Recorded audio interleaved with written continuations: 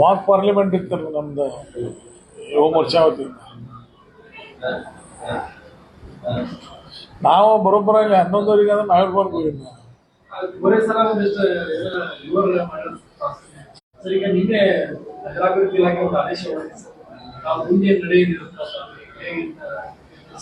ಮೊದಲು ಈ ನಿರ್ಣಯ ಏನದಲ್ಲ, ಇದು ರಾಜಕೀಯ ಪ್ರೇರಿತ ನಿರ್ಣಯ ಅದ. ಹೆಂಗೆ ಆರ್ಸಿ ಒಳಗೆ ನಿರ್ಣಯ ಮಾಡಿದ್ರು ಹಂಗೆ ಈಗ ನಗರಾಭಿವೃದ್ಧಿ ಇಲಾಖೆ ಈ ಸರ್ಕಾರದ ಕೈಯಾಗಿರೋದ್ರಿಂದ ನೀಚ ಮಟ್ಟದ ರಾಜಕಾರಣ ಅದು, ಕೆಳಮಟ್ಟದ ರಾಜಕಾರಣ.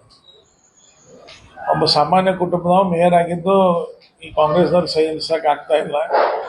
ಹೀಗಾಗಿ ಮೇಯರ್ನ ಕಾನೂನು ಬಾಹಿರವಾಗಿ ಅದನ್ನ ಮತ್ತು ಒಮ್ಮೆ ಮಂಗಳಾರತಿ ಮಾಡ್ಕೊಂಡಾರ. ಇದು ಹಿಂದೆ ಯಾವಾಗ ನಾವು ಸ್ಟೇಜ್ ಹೋಗಿದ್ವಿ ಅವಾಗ ಜಡ್ಜ್ ಅವರನ್ನ ಓಪನ್ ಕೋರ್ಟ್ ಒಳಗನೆ ಈ IAS ಅಧಿಕಾರಿಗಳಿಗೆ ಇಷ್ಟು ಗುರುತಿಲ್ಲ, ಅದನ್ನು ನಾನು ಮಸೂರಿ ಒಳಗೆ ಟ್ರೈನಿಂಗ್ ಸರಿಯಾಗಿಲ್ಲ, ನಾನು ಏನು ಕಳಿಸ್ರಿ ಟ್ರೈನಿಂಗ್ ಕೊಡ್ತೇವೆ ಅನ್ನೋವಂಥದ್ದನ್ನು ಎಕ್ಸ್ಪ್ರೆಸ್ ಮಾಡಿದ್ವಿ. ಈಗ ಮತ್ತೆ ಅದ ಚರಿ ತುಳ್ತಾರೆ ಅವರು. ಈಗ ನಾವು ಅದಕ್ಕೆ ಸ್ಟೇಜ್ ಹೋಗಿದ್ದೀವಿ. ಮತ್ತು ಬುಧವಾರ ದಿವಸ ಸ್ಟ್ಯಾಂಡಿಂಗ್ ಕಮಿಟಿ ಐತಿಲ್ಲ, ಬುಧವಾರ ದಿನ ಸ್ಟ್ಯಾಂಡಿಂಗ್ ಕಮಿಟಿ ಚುನಾವಣೆ ಅದ. ಆ ಚುನಾವಣೆಯಲ್ಲಿ ಮಂಗೇಶ್ ಪವಾರ್ ಅವ್ರ ಮೇಯರ್ ಆಗಿನ ಮತದಾನ ಮಾಡ್ತಾರೆ ಮತ್ತು ಜಯಂತ್ ಜಾಧವ್ ಅವರು ಕಾರ್ಪೊರೇಟರ್ ಅಂತ ಮತದಾನ ಮಾಡ್ತಾರೆ. ಅಲ್ಲಿ ತನಕ ನಮ್ಮ ಪರವಾಗಿ ನಿರ್ಣಯ ಬರ್ತದೆ. ಇಲ್ಲಿ ಅಲ್ಲಿ ಅಷ್ಟು ಮಂಗಳಾರತಿ ಸರ್ಕಾರಕ್ಕೆ ಆಗೋದು ಉಳಿತದೆ, ಅದನ್ನ ಮಂಗಳಾರತಿ ಮಾಡಿಸ್ಕೊತಾರ ನಾವು ಬರೋ ದಿವಸ ಕೋರ್ಟ್ನಾಗ ಮಾಡ್ತೀವಿ. ಅವ್ರು ಮತ್ತೇನಾದರೂ ಸುಪ್ರೀಂ ಕೋರ್ಟ್ ತನಕ ಹೋಗ್ತೀವಿ, ಬಿಡೋದಿಲ್ಲ. ಇದು ಚಾಲೆಂಜ್ ಅದ. ಈ ಥರ ರಾಜಕಾರಣ ಇರ್ತದೆ. ಇಲೆಕ್ಷನ್ನಾಗ ಗೆಲ್ಲ ಬರಬೇಕು ಸ್ವಲ್ಪ ಇರ್ತಾವೆ ರಾಜಕಾರಣ.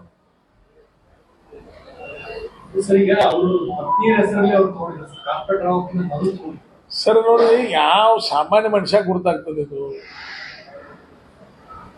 ಈಗ ನಿಮಗೊಂದು ಹೇಳ್ತೀನಿ, ಈಗ ನೀವು ಒಂದು ಕೂಡ ಆಪ್ಷನ್ ಪ್ಲಾಟ್ ಒಳಗೆ ಹಾಕಿ ತಗೊಂಡ್ರಿ, ಆಪ್ಷನ್ನಾಗ ತಗೊಂಡ್ರಿ, ನಾಳೆ ನೀವು MLA ಆಗೋಸ್ಕರ ಮನಿ ಕಟ್ಟಿರೋದು ಹೊಳೆ ಕೊಡೋದು ಅದನ್ನ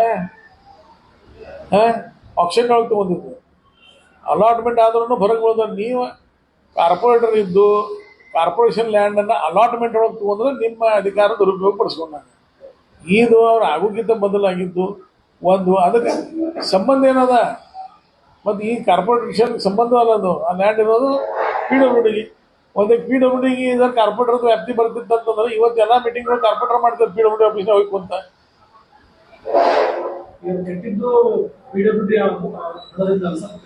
MLA ಫಂಡ್ದಿಂದ ಕಟ್ಟಿದ್ದು ಅದು ಲೋಕೋಪಯೋಗಿ ಇಲಾಖೆ ಜಾಗ. ಅದನ್ನ ನಾನೇ ಹುಡುಕಾಡಿ ಅದನ್ನ ಆ ಜಾಗ ಯಾರ್ದು ಮಾಲಕರು ಅನ್ನೋದನ್ನ ನಾನೇ ಸಿದ್ಧ ಮಾಡಿದ್ದು. ಅದನ್ನೆಲ್ಲ ಏನಿತ್ತು ನೀವು ಹಿಡಿದು ತಿಪ್ಪಿಕೊಂಡಿತ್ತು. ಅದು 3-4 ಸಾವಿರ ಟ್ರಕ್ ಅಲ್ಲಿ ಮಣ್ಣು ಹಾಕಿ ಅದನ್ನು ಮಾಡಿ, ಅದು ಮಾಡಿದ ನಂತರ ಆಮೇಲೆ ಅಲ್ಲೇ ಇವರು ನಮ್ಮ ಅಗ್ನಿಶಾಮಕ ದಳದವ್ರು ನಮ್ಮ ಜಾಗ ಅಂದರು. ನಮ್ಮ ಕೆಲಸ ಪ್ರಾರಂಭದಾಗ ಅವ್ರು ಹೋಗಿ ಹೈಕೋರ್ಟ್ದಿಂದ ಸ್ಟೇ ತೊಗೊಂಬಂದ್ರು. ಸ್ಟೇ ಬಂದು ಕೋರ್ಟ್ದಿಂದ ಸ್ಟೇ ತೊಗೊಂಬಂದ್ರು. ಸ್ಟೇ ಬಂದ ನಂತರ ಸರ್ವೆ ಆಯಿತು. ಸರ್ವೆ ಆಗಿ ಆ 1 ಎಕರೆಗಿಂತ ಹೆಚ್ಚೆಷ್ಟು ಇದನ್ನು ಅದು PWDದು ಉಳ್ಕಿದವು. ಸುಮಾರಲ್ಲಿ 5 ಎಕರೆ ಜಾಗ ಅದ. ಅದು ಮೊದಲು DC ಅವ್ರ ವ್ಯಾಪ್ತಿ ಒಳಗಿದ್ದು. 3 ಎಕರೆ ಅವ್ರು ಕೊಟ್ಟಿದ್ದಾರೆ, 1 ಎಕರೆ PWDಗೆ, 1 ಎಕರೆ KFCಗೆ ಇದನ್ನು KSFCಗೆ ಅಲಾಟ್ಮೆಂಟ್ ಮಾಡಿದ ಜಾಗ ಅದು. ಈ ತೆಗ್ಗ ನಾ ಅದು ಮನಸ್ಸು ನಾ ಮಾಡಿಲಾಗಿದ್ರೆ ಇನ್ನೂ 100 ವರ್ಷ ತನಕ ತೆಗ್ಗ ಬೇಕಿತ್ತು. ಅದನ್ನು ನಾ ಏನೋ ಡೆವಲಪ್ ಮಾಡ್ಬೇಕಂತ ಮಾಡಿ ಒಂದು ಹಂತಕ್ಕೆ ತೊಗೊಂಬಂದು ತಿನಿಸು ಕಟ್ಟೆ ಮಾಡಿದ್ದೀವಿ. ಮತ್ತು ತಿನಿಸು ಕಟ್ಟೆ ಒಳಗೆ ಅವ್ರೇನೋ ಅವಾಗ ಆಪ್ಷನ್ನಾಗ ಅದೇನು ಅಲಾಟ್ಮೆಂಟ್ ಅದ, ಆಪ್ಷನ್ನಾಗ ತೊಗೊಂಡಾರ. ಯಾವುದೂ ಕಾಯ್ದೆ ಅಪ್ಲಿಕೇಬಲ್ ಆಗೋದು, ಸುಮ್ಮ ಒಂದು ಏನೋ ಹಾಕೋದು ಬರೆಯೋದು.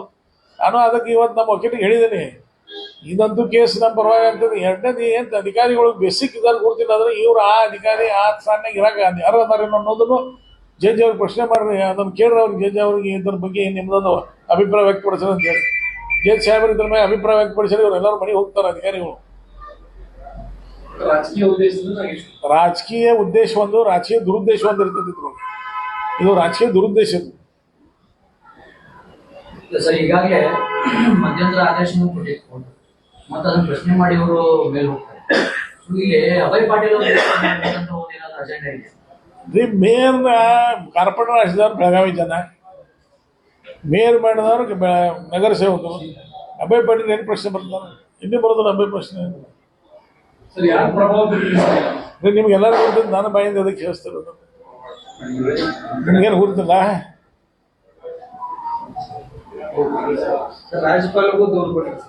ನಡ್ತೈತೆ ಅದು, ಅದನ್ನು ಪರಿಣಾಮ ಆಗ್ತದೆ. ಅದು ಹೆಂಗದ, ಅದು ಸ್ಲೋ ಪ್ರೊಸೆಸ್ ಅದ, ಅದು ನಡೆದದ. ಮನೆ ಅದನ್ನು ಒಮ್ಮೆ ಅದ್ರ ಬಗ್ಗೆ ಪ್ರಯತ್ನ ಮಾಡಿದೆ ಹಿಂದೆ ಸರ್ಕಾರ ಎರಡು ಬಾರಿ. ಆ ಟೈಮ್ನಾಗ ರಾಜಭವನ ದೂರು ಕೊಟ್ಟು ಅದಲ್ಲೇ ಉಳಿತು. ಮತ್ತೆ ಈ ಮೂರನೇ ಹಂತ ಪ್ರಯತ್ನ ಮಾಡಿದೆ. ಅಲ್ಲ, ಇದು ಇನ್ನ 3 ವರ್ಷ ನಮ್ಮ ಅಧಿಕಾರ ಅವಧಿಯೊಳಗೆ ಇನ್ನ ಏನೇನು ಮಾಡ್ತಾರೆ ನಮ್ಗೆ ಗೊತ್ತದ. ಅದಕ್ಕೆ ಎಲ್ಲರಿಗೂ ನಾವು ತಯಾರಿದ್ದೀವಿ. ಕಾನೂನು ರೀತಿ ಉತ್ತರ ಕೊಡ್ತೇವೆ. ಕಾನೂನು ಪ್ರಕಾರ ಉತ್ತರ ಕೊಡೋದು. ಕಾನೂನು ಬಿಟ್ಟು ನಾವು ಉತ್ತರ ಕೊಡೋದು ನಮ್ಮ ಕಡೆ ಲಪಂಗತನ ಮಾಡುವಂಥದ್ದು ನಮ್ಮ ಕಡೆ ಏನಿಲ್ಲ. ಏನಿದ್ರು ಕಾನೂನು ಪ್ರಕಾರ ಮಾಡೋದು. ಹೀಗಾಗಿ ನ್ಯಾಯಾಲಯ ಮೊರೆ ಹೋಗಿದ್ದೇವೆ, ನ್ಯಾಯ ಕೊಡ್ರಿ ಅಂತೇಳಿ. ನಮ್ಮ 100% ವಿಶ್ವಾಸದ ಬುಧವಾರ ದಿವಸ ಸ್ಟ್ಯಾಂಡಿಂಗ್ ಕಮಿಟಿ ಚೇರ್ಮನ್ ಇಲೆಕ್ಷನ್ ಒಳಗೆ ಮತ್ತೆ ಮೇಯರ್ ಮತ್ತು ಕಾರ್ಪೊರೇಟರ್ ಆಗಿ ಅವ್ರು ಮತ್ತೆ ಚುನಾವಣೆ ಒಳಗೆ ಭಾಗ ತಗೋತಾರೆ. ಸ್ಟೇ ಸಿಕ್ಕ ಯಾರು ಅನರ್ಹ ಆದವ್ರನ್ನ ಅರ್ಹ ಮಾಡಿ ಅವರು ಯಾರು ಅನರ್ಹ ಮಾಡಿದವ್ರನ್ನ ಅವರಿಗೆ ಪ್ರಮಾಣ ವಚನ ಕೊಟ್ಟರು. ಅಂದ್ರೆ ಅದು ಇದನ್ನು ಕೊಟ್ಟರು. ಆವಾಗ ಒಂದು ಮಂಗಳಾರತಿ ಆಯ್ತು, ಇನ್ನು ಮತ್ತೊಂದು ಮಂಗಳಾರತಿ ಆಗ್ತದೆ. ಇನ್ನು ಬುಧವಾರ ಆರತಿ ಆಗ್ತದೆ ಬಹುತೇಕ. ರಾಜಕಾರಣ ನಾನು 35 ವರ್ಷ ರಾಜಕಾರಣ, ಈ ರೀತಿ ರಾಜಕಾರಣ ಇರಲಿಲ್ಲ. ಇಷ್ಟು ಕೆಳಮಟ್ಟದ ರಾಜಕಾರಣ. ಈಗ ಮಳೆ ರಸ್ತೆಗಳೆಲ್ಲ ಹಾಳಾಗಿದೆ. ನೀವು ರಸ್ತೆ ಹಾಳಾಗಿದೆ ಅಂತ ಹೇಳಿದ್ರೆ ಸರ್ಕಾರ ಹಾಳಾಗಿ ಹೋಗೈತಿ. ನೀವು ರಸ್ತೆ ಹಾಳಾಗಿದೆ ಅಂತ ಹೇಳತ್ತೀರಿ, ಏನೈತಿ? ರಸ್ತೆ ಹಾಳಾಗ್ಯದ ಕರ್ನಾಟಕನಾಗ ಸರ್ಕಾರ ಹಾಳಾಗಿ ಹೋಗೈತಿ. ನೋಡ್ರಿ, ನೀವು ಪ್ರಾಮಾಣಿಕವಾಗಿ ನಿಮ್ಮನ್ನ ಪ್ರಶ್ನೆ ಮಾಡ್ತೇನೆ. ನಾವು ಎಲ್ಲೇ ಹಿಂದಿನ ಸರ್ಕಾರ ಒಳಗೆ ಒಂದು ಪ್ಯಾಚ್ ವರ್ಕ್ ಮಾಡಲಿಲ್ಲ ಅಂದ್ರೆ ನೀವು ಬೈತಿದ್ರಿ. ಬರ್ತಿದ್ದಕ್ಕೆ ನಮಗೆ ಲಾಭ ಆಗಿದೆ, ಉಲ್ಟಾ ನಮ್ಗೇನು ತಪ್ಪಿಲ್ಲ, ನಾವು ಜಾಗೃತಿ ಕೆಲಸ ಮಾಡೋದಾಗಿದೆ. ಈ ಸರ್ಕಾರ ಒಳಗೆ ಏನಾದ್ರೂ ಮೌನ. ಪತ್ರಕರ್ತರು ಎಲ್ಲರೂ ಮೌನರಾಗಿದ್ದಾರೆ. ನನಗೆ ಆಶ್ಚರ್ಯ ಸಾಧ್ಯತೆ, ಯಾಕೆ ಪತ್ರಕರ್ತರು ಮೌನಿಗಿದ್ದಾರೆ? ಗಣಪತಿ ಬಂದಾಗ ಎಲ್ಲ ಕಡೆ ಪ್ಯಾಚ್ ವರ್ಕ್ ಆಗ್ತಿತ್ತು. 80% ದಕ್ಷಿಣ ಕ್ಷೇತ್ರ ಒಳಗೆ ಪ್ಯಾಚ್ ವರ್ಕ್ ಮಾಡಲಿಲ್ಲ. ನೋಡಿದ್ವಿ ಅಧಿವೇಶನ ಇದ್ದಾಗ ಪ್ರತಿ ಅಧಿವೇಶನ ತೆಗೆದು ನೀವು. ಹಿಂದಿನ ಕಾಂಗ್ರೆಸ್ ಸರ್ಕಾರ ಇದ್ದಾಗೂ ಯಾವಾಗ 2013ರಿಂದ 2018 ತನಕ ಕಾಂಗ್ರೆಸ್ ಸರ್ಕಾರ ಇತ್ತು. ಅದಕ್ಕಿಂತ ಮೊದಲು BJP ಸರ್ಕಾರ ಇದ್ದಾಗೂ ನಾವು ಹಣ ಕೊಟ್ಟಿದ್ದೇವೆ ಬೆಳಗಾವಿಗೆ. ಯಾವಾಗ ಏನು ಅಧಿವೇಶನ ಇದೆ 25 ಕೋಟಿ 20 ಕೋಟಿ ಅದು ನಗರದ ಏನೇನು ಈ ಥರ ರಸ್ತೆಗಳು ಅವು ತತ್ಪೂರ್ತಿ ಕೆಲಸ. ಆಮೇಲೆ ನಮ್ದು ಸರ್ಕಾರ ಬಂದಂದ್ರೆ ಕಾಂಗ್ರೆಸ್ ಸರ್ಕಾರ, ಅವಾಗೂ ಅವರು ನಮ್ಗಿಂತ ಕಡಿಮೆ ಕೊಟ್ಟರು, ಗರಿಕ್ ಕೊಟ್ಟರು. ನಮ್ದು ಹಿಂದೆ ಸರ್ಕಾರ ಬಂದಾಗ ನಾವು ಪ್ರತಿಯೊಂದು ಅಧಿವೇಶನ ಕೊಟ್ಟಿದ್ದೇವೆ. ಇವ್ರು 2 ಅಧಿವೇಶನ ಆದ್ರೂ 1 ಪೈಸಾ ಕೊಟ್ಟಿಲ್ಲ ಅಧಿವೇಶನ ಟೈಮ್ನಾಗ ಬೆಳಗಾವಿ ಅಭಿವೃದ್ಧಿಗೆ. ಮತ್ತೆ ಯಾಕೆ ಬೆಳಗಾವಿಗೆ ನೀವು ಹೆಂಗೆ ಮುಚ್ಚಲಿಲ್ಲ? ಅಲ್ರಿ, ಅದೇ ಮತ್ತೆ ಬಂದ್ರೆ ಯಾಕಪ್ಪ ಆಮೇಲೆ ಬಿಡ್ರಲ್ಲ, ಬೇರೆದವ್ರು ಮಾಡ್ತಾರ, ಯಾರು ಬರೋರು? ಹೆಗ್ಗ ಮುಚ್ಚೋ ಅರ್ಹತೆ ಇಲ್ಲ. ಮುಖ್ಯಮಂತ್ರಿಗಳು ವಿಶೇಷ ಅನುದಾನ ಕೊಡ್ತಾರೆ, ಅದು ಬೋಗಸ್ ಅಂತೇಳಿ ಅವರ ಶಾಸಕರು ಹೇಳ್ತಾ ಇದ್ದಾರೆ. ಒಂದೇ ಮಾತನಾಗ ಹೇಳ್ಬೇಕಂದ್ರೆ ನಮ್ಮ ಉತ್ತರ ಕರ್ನಾಟಕ ಭಾಗನ್ಯಾಗ ಅಂತಂದ್ರೆ ಹೆಂಗಾಗೈತಿ, ಮುಖ್ಯಮಂತ್ರಿ ಅವ್ರು ಕೊಟ್ಟಿದ್ದು ಲೆಟರ್ಗಳು ಹರ್ಕೋ ಸ್ಕೀಮ್ ಆಗೈತಿ. ಈ ಸರ್ಕಾರ ಹರ್ಕೋ ಸ್ಕೀಮ್ ಅಂತಂದು ಹಂಗೆ ಲೆಟರ್ಗಳು ಕೊಡೋದು, ಅದಕ್ಕೇನು ಅರ್ಥ ಇಲ್ಲ, ಏನಿಲ್ಲ. ರೋಡ್ ಹೊಸ ಮಾಡೋದು ದೂರ ಉಳಿದು ಗುಂಡಿ ಮುಚ್ಚಕ್ಕೆ ರೊಕ್ಕ. ಈಗ ಮೈನಾರ್ ಕಮಿಷನರ್ಗೆ ಅದ ಹೇಳಿದ್ರೆ ಈಗ ಮಳೆಗಾಲನಾಗ ಅವು ತೆಗ್ಗಳು ಬಿದ್ದಾವ, ನೀರು ನಿಂದಿರ್ತೈತಿ. ಮೋಟರ್ ಸೈಕಲ್ನಾಗ ಹೋದವ್ರು ಅದ್ರ ಮ್ಯಾಗ ನೀರು ನೇವಲಿಂದ ತಿಳ್ಕೊಂಡು ಹೋಗ್ತಾರೆ, ಬಿದ್ದು ಕೈ ಕಾಲು ಮರೆಯೋದು, ಜೀವ ಹಾನಿ ಆಗೋ ಸಂಭವನೂ ಅದಾವ.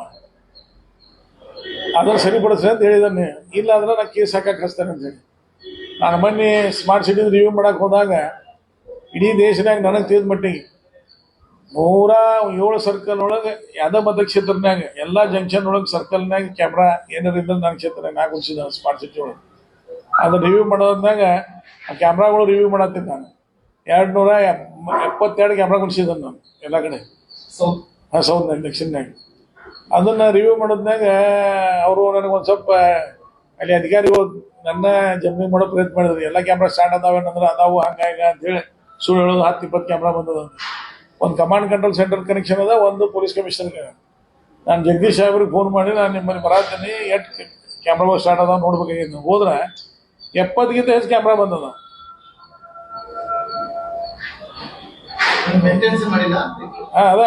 ಅದ್ರ ಇದು ಯಾಕೆ ಹೇಳತ್ತಂತಂದ್ರೆ ಅದನ್ನು ನಾವು ಈಗ ಸರಿಪಡಿಸೋದು ಮಾಡಿದ್ರೆ ಈಗ ಬರೋ ಮಂಗಳವಾರ ಒಳಗೆ ಅದನ್ನು ಮಾಡಿ ಎಲ್ಲ ಕ್ಯಾಮ್ರಾಗಳು ಸ್ಟಾರ್ಟ್ ಮಾಡುವಂಥದ್ದು ಮಾಡ್ತಾ ಇದ್ದೀವಿ.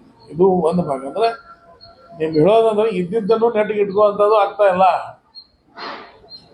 ಫಿಕ್ಸ್ ವ್ಯಾಕ್ಸಿನ್ ಡಿಪೋ ಕೆಲಸ ಪ್ರಾರಂಭ ಮಾಡಿಸಿದ್ದು ನಾನು ಮತ್ತೆ ಎಲ್ಲ ಅಧಿಕಾರಿ ಒಳಗೆ ಭೇಟಿಯಾಗಿ ಈಗ ನಿಮ್ಗೆ ಹೇಳ್ತಾನೆ, ಯಾವ ದಿವಸ ಈ ಕೆಲಸ ಬಂದಾತು ಅವಾಗಿಂದ ಈ ಕೆಲಸ ಪ್ರಾರಂಭ ಮಾಡೋ ತನಕ ಏನು ಹಾಳಾಗಿದ್ದದಲ್ಲ ಅಲ್ಲಿ ಸುಮಾರು 3 ಕೋಟಿ ರೂಪಾಯಿ ಹಾಳಾಗಿತ್ತು.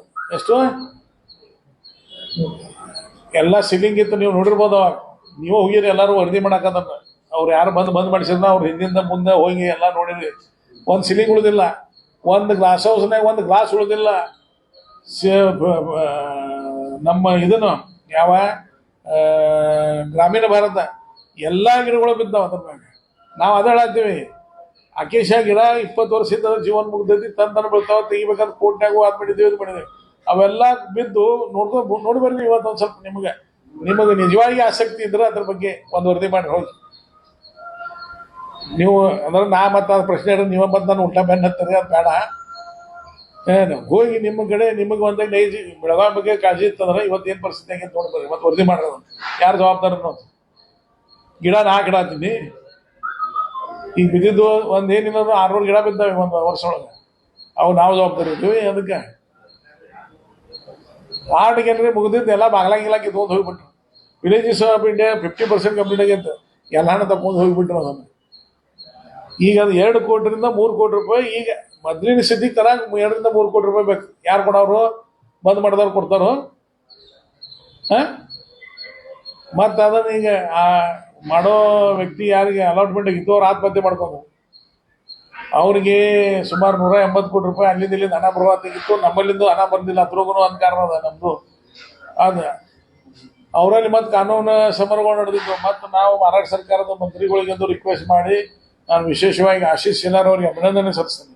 ಅವ್ರು ಕಲ್ಚರ್ ಮಿನಿಸ್ಟರು ಫಿಲ್ಮ್ ಸಿಟಿ ವತಿಯಿಂದನೇ ಈ ಪ್ರಾಜೆಕ್ಟನ್ನು ಮಾಡ್ಬೇಕಂತ ಹೇಳಿ ನಿರ್ಣಯ ಮಾಡಿ ಈ ಕೆಲಸಕ್ಕೆ ಈಗಾಗಲೇ ನಿನ್ನೆ ಬನ್ನಿ ಒಂದು ಟೀಮ್ ಕಳಿಸ್ಕೊಟ್ಟಿದ್ರು. ಅದನ್ನೆಲ್ಲ ಇನ್ಸ್ಪೆಕ್ಷನ್ ಮಾಡಿ ಈ ಕೆಲಸ ಪ್ರಾರಂಭ ಮಾಡ್ತೀವಿ. ಆದ ಸಿವಿಲೇಷನ್ ಗ್ಯಾಲರಿ ಮತ್ತು ಆರ್ಟ್ ಗ್ಯಾಲರಿ ಮತ್ತು ವಿಲೇಜಸ್ ಆಫ್ ಇಂಡಿಯಾ ಮತ್ತು ಇದನ್ನು ಚಾಲುವಾಗಿತ್ತು. ಇವತ್ತಿಗೆ ನಮ್ದು 2 ಕೋಟಿ ರೂಪಾಯಿ 2 ವರ್ಷಕ್ಕೆ ರೆವೆನ್ಯೂ ಬರ್ತಿತ್ತು. ಎಷ್ಟ? 2 ಕೋಟಿ ರೂಪಾಯಿ. ಅದು 2 ಕೋಟಿ ರೂಪಾಯಿ ಲಾಸ್ ಆಯ್ತು ನಮ್ಮದು, ಪ್ಲಸ್ ಇದು 2 ಕೋಟಿ ರೂಪಾಯಿ.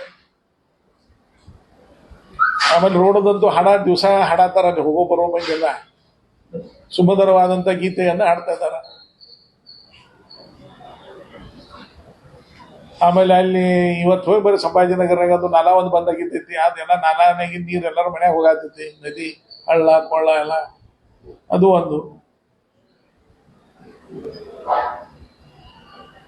ಶಾಪು ಕೊಡೋದು ಅದೇನು ಸಿನ್ನ ಇದು ಇದಾಗಿಲ್ಲ. ಮಾಡ್ತೇವಲ್ಲ, ಮಾಡ್ತೇವೆ, ಮಾಡೋ ಪ್ರಯತ್ನ ಪ್ರಾರಂಭ ಮಾಡಿದ್ದೀವಿ. ಅವಾಗ ಜಿಲ್ಲಾಧಿಕಾರಿಗಳು ಅಧಿಕಾರಿಗಳು ಅವ್ರಿಗೆ ಮಾಹಿತಿ ಇಲ್ದನ ಹೆಂಗೆ ಒಂದೊಂದು ವರದಿ ಕೊಡ್ತಿರ್ತಾರ. ಹಿಂಗಾಗಿ ಅನೇಕ ಅಡಚಣೆಗಳು ಆಗಿದಾವ. ಈಗ ಅದು ಮುಂದಿನ ಜಾಗ ಐತಿ ಜೈನ್ ಸಮಾಜ ಅವ್ರದ್ದು, ಅದು ಗರ್ಗಟ್ಟೆಗೆ ಪರಿಹಾರ ಕೊಡ್ಬೇಕಂತ ಆರ್ಡರ್ ಮಾಡಿದ್ದಾರೆ. ಯಾರ್ದೋ ಜಾಗ ಯಾರ್ದೋ ದುಡ್ಡು ಎಲ್ಲ ಜಾತ್ರೆ ಅಂದಂಗೆ ಆಗಿದ್ದು. ಜಾಗ ಇರೋದು ಅವ್ರದ್ದು, ಆರ್ಡರ್ ಮಾಡಿದ್ದು ಅವನಿಗೆ ಬಾಡಿಗೆದಾರ ರೊಕ್ಕ ಕೊಡಕ್ಕೆ ಬರ್ತದೆ ಏನ್ರಿ ಕ್ಯಾಂಜೆ ಒಳಗೆ. ನಾನು ಜಿಲ್ಲಾಧಿಕಾರಿ ಹೇಳಿದ್ದಾನೆ. ಮತ್ತೊಂದು ಹೇಳ್ಬೇಕಂದ್ರೆ ನಮ್ಮಲ್ಲಿ ಏನು ಈಗ 40,000 ವರ್ಕರ್ ಅದ ನನ್ನ ಕ್ಷೇತ್ರದಾಗ. ESI ಹಾಸ್ಪಿಟಲ್ ನಾವು ಹಿಂದೆ ರೆಕಮೆಂಡ್ ಮಾಡಿದ್ದು ಇದಕ್ಕೆ ಜಾಗ 5 ಎಕರೆ ಕೊಡ್ತೇವೆ ಅಂತೇಳಿ ಮೆಚ್ಚೆಗೆ. ಅದು ಸೆಂಟ್ರಲ್ ಟೀಮ್ ಬಂದಿತ್ತು. ಅಂದರೆ ESI ಕಾರ್ಪೊರೇಷನ್ ಅಂದರೆ ಪೂರ್ಣ ಎಲ್ಲ ಹಣ ಕೇಂದ್ರ ಸರ್ಕಾರದ್ದು. ಅವ್ರು ಬಂದು ಇನ್ಸ್ಪೆಕ್ಷನ್ ಮಾಡ್ರು. ಅಪ್ರೋಚ್ ರೋಡು ಸಣ್ಣದ, ಯಾಕಂದ್ರೆ ಆಂಬುಲೆನ್ಸ್ ಬರೋಕೆ ಆಗೋದಿಲ್ಲ ಅಂತೇಳಿ 5 ಎಕರೆ ಜಾಗ ರಿಜೆಕ್ಟ್ ಮಾಡಿದರು. ಈಗ ಹೊಸದಾಗಿ ಒಂದು ಜಾಗ ಸೆಲೆಕ್ಟ್ ಮಾಡಿ ಜಿಲ್ಲಾಧಿಕಾರಿಗೆ ಕೊಂಡು ಬಂದಿದ್ದಾರೆ. 5 ಎಕರೆ ESI ಕಾರ್ಪೊರೇಷನ್ನಿಂದ ಹಾಸ್ಪಿಟಲ್ ಕೊಡ್ರಿ, ಮತ್ತು 3 ಎಕರೆ ಉಳಿತೈತಿ. ಅದು SC ST OBC ಇವ್ರಿಗೆ ಹೌಸಿಂಗ್ ಮಾಡೋಕೆ ಅದು 3 ಎಕರೆ ಕೊಡ್ರಿ ಅಂತ ಹೇಳಿ ಕೊಟ್ಟಿದ್ದೀನಿ. ಅದು ಸರ್ವೆ ಮಾಡ್ತಾ ಇದ್ದಾನೆ. ಬಹುತೇಕ ಸರ್ವೆ ಕಂಪ್ಲೀಟ್ ಆತಂದ್ರೆ ನವಂಬರ್ ಡಿಸೆಂಬರ್ಗೆ ಅಪ್ರೂವ್ ಮಾಡ್ತೇವೆ ಅದನ್ನು ಹೊಸ ಹಾಸ್ಪಿಟಲ್. ಒಂದು ಸ್ವಲ್ಪ ದಯಮಾಡಿ ರಿಕ್ವೆಸ್ಟ್ ಮಾಡ್ತೀವಿ, ಒಂದು ಸ್ವಲ್ಪ ಹೋಗಿ ಹೆಂಗೆ ವರದಿ ಮಾಡಿರಲ್ಲ ಅದು ಬಂದ್ ಮಾಡಿದ್ದ ಹಂಗೆ ಪ್ರಾಮಾಣಿಕವಾಗಿ ನಿಮ್ಮ ಆತ್ಮಕ್ಕೆ ಇದನ್ನು ಇಡ್ಬೋದು. ಹೋಗಿ ಅದನ್ನು ನೋಡ್ಕೇಸ್ ಬರ್ತೀವಿ. ಯಾರು ಟೀಕಾ ಮಾಡಕ್ಕೆ ಹೋಗ್ಬಾರ್ದು. ಸತ್ಯ ಪರಿಸ್ಥಿತಿ ತೋರಿಸಿದ್ರೆ ಅಷ್ಟೇ ಸಾಕು. ನೋಡೋರಿಗೆ ಎಲ್ಲರೂ ಗೊತ್ತಾಗ್ತೈತೆ ಯಾರ್ದೇನು. ಒಂದು ಮೂರ್ತಿ ಉಳಿದಿಲ್ರಿ, ಎಲ್ಲ ಮೂರ್ತಿ ಮ್ಯಾಗ ಗಿಡಗಳು ಬಿದ್ದಾವ. ಅಕೇಶ ಗಿಡ ಲೈಫ್ ಮುಗದ ಉಳಿತಿತ್ತು. ಈ ಸಾಮಾನ್ಯ ಮನುಷ್ಯ ಕೊಡ್ತಿತ್ತು. ಗಿಡ ಕಟ್ ಮಾಡಿದ್ರೆ ಕಟ್ ಮಾಡಿಸ್ತಾವ, ಬಿದ್ದರೆ ಅದ್ರ ಬೇರುಗಳು ಎಲ್ಲ ಮ್ಯಾಗ ಬಂದಿರ್ತಾವೆ. ನೋಡಿಕೊಳ್ಳಿ ಆಗ್ತದೆ, ಬೇರು ಬಂದಿದ್ರೆ ಇದು ಬಿದ್ದಿದ್ದಪ್ಪ ನಾವು ಕಟ್ ಅದನ್ನು ಹಿಂಗೆ ತೆಗೆದಿದ್ರೆ ಕಟ್ ಮಾಡಿದ್ರು.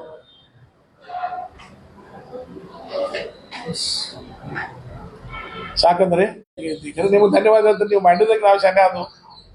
ಈಗೆಲ್ಲ ಆರಾಮ ಐತಿ ಬೆಳಗಾವಿ ಏನೂ ಇಲ್ಲ, ಹೆಂಗೈತಿ ಪತ್ರಕರ್ತ ಇದ್ದಂಗೆ ಎಲ್ಲ ಬರೋಬ್ಬರ ಐತೆ ಅನ್ನೋ